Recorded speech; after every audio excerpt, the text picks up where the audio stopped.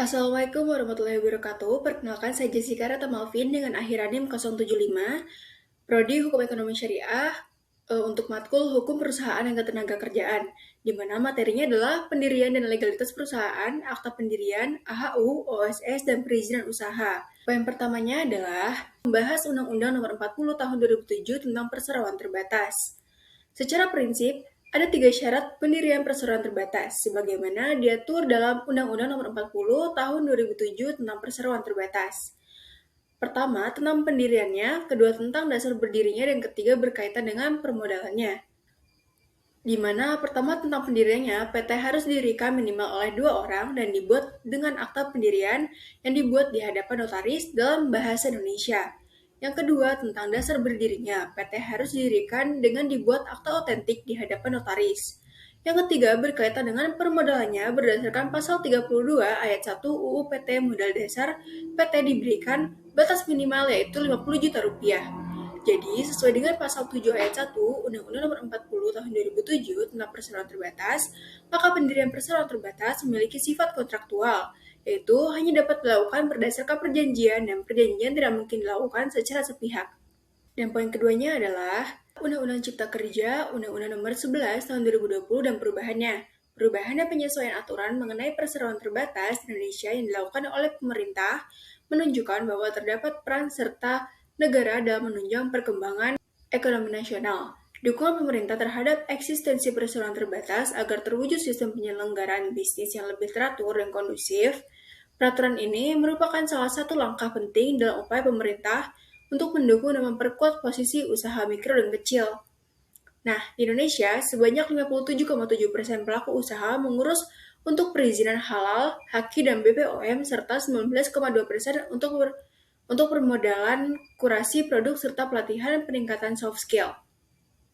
Sebagai bagian dari upaya ini, Undang-Undang Cipta Kerja mengatur bahwa perseroan terbatas untuk usaha mikro dan kecil dapat didirikan oleh hanya satu orang, sebagaimana diatur dalam pasal 109 ayat 1 dan diperjelas dalam pasal 153 ayat 1 dan 2. Implementasi dari ketentuan ini juga dijelaskan dalam Peraturan Pemerintah PP Nomor 7 Tahun 2021 tentang kemudahan, perlindungan, dan pemberdayaan koperasi serta UMKM dan PP Nomor 8 Tahun 2021 tentang modal dasar dan pendaftaran perseroan untuk UMK.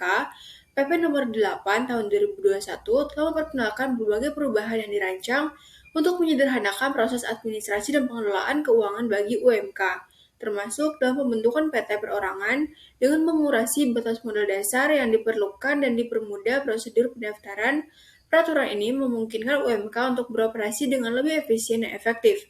Kemudahan administrasi dan keuangan ini menjadi sangat penting bagi pelaku usaha kecil dan mikro, yang sering kali menghadapi keterbatasan sumber daya dan waktu. Terakhir, poin ketiganya adalah Undang-Undang Nomor 3 Tahun 1982 tentang wajib daftar perusahaan. Undang-undang ini menjelaskan mengenai wajib daftar bagi perusahaan dalam mendaftarkan perusahaan yang dimiliki oleh pengusaha. Nah, menurut pasal 1 Undang-Undang Nomor 3 Tahun 1985, pengertian daftar perusahaan adalah catatan-catatan resmi yang diadakan menurut ketentuan undang-undang ini dan atau peraturan-peraturan pelaksanaannya, dan membuat hal-hal yang wajib didaftarkan oleh setiap perusahaan serta disahkan oleh pejabat yang berwenang dari kantor pendaftaran perusahaan. Itu adalah Undang-Undang Nomor 3 Tahun 1982. Nah, perkembangan dunia perusahaan yang semakin pesat dapat menimbulkan dampak positif dan negatif bagi pelaku usaha, masyarakat, dan pemerintah. Salah satu dampak positif dari hal ini adalah semakin meluasnya kesempatan kerja bagi masyarakat yang dapat mengurangi jumlah pengangguran di Indonesia. Nah, materi keduanya adalah tentang akta pendirian. Nah, menurut Undang-Undang Nomor 40 Tahun 2007 tentang perseroan terbatas, prosedur pendirian PT juga tidak banyak berubah dengan prosedur pendirian PT yang ditentukan oleh Undang-Undang Nomor 1 Tahun 1995.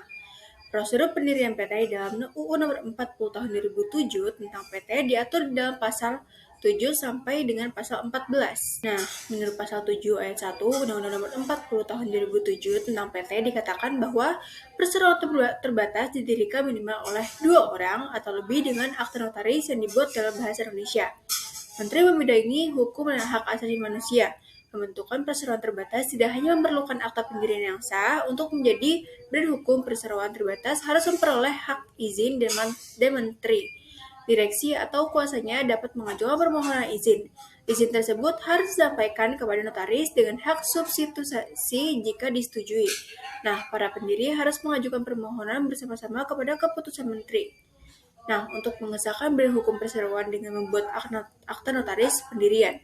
Nah, materi ketiganya membahas pengertian administrasi hukum umum atau AHU, di mana pengertian AHU adalah salah satu Direktorat Jenderal di bawah Kementerian Hukum dan Hak Asasi Manusia Republik Indonesia yang memiliki tugas utama dalam bidang pelayanan hukum, khususnya administrasi hukum keperdataan.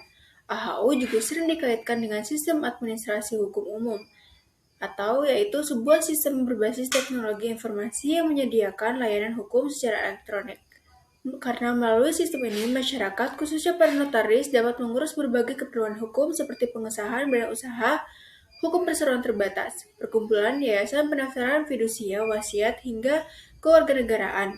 Dan fungsi peran AHU dalam hukum perusahaan adalah memberikan kepastian hukum melalui pelayanan administrasi hukum.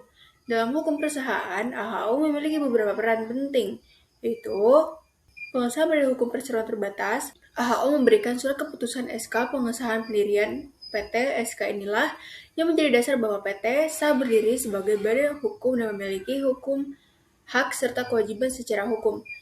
Dan ketiga, pencatatan perubahan anggaran dasar dan data perusahaan, di mana setiap perubahan penting dalam perusahaan, misalnya perubahan nama, modal, susunan direksi dan komisariat, maupun alamat kantor, wajib dilaporkan dan dicatat dalam AHU.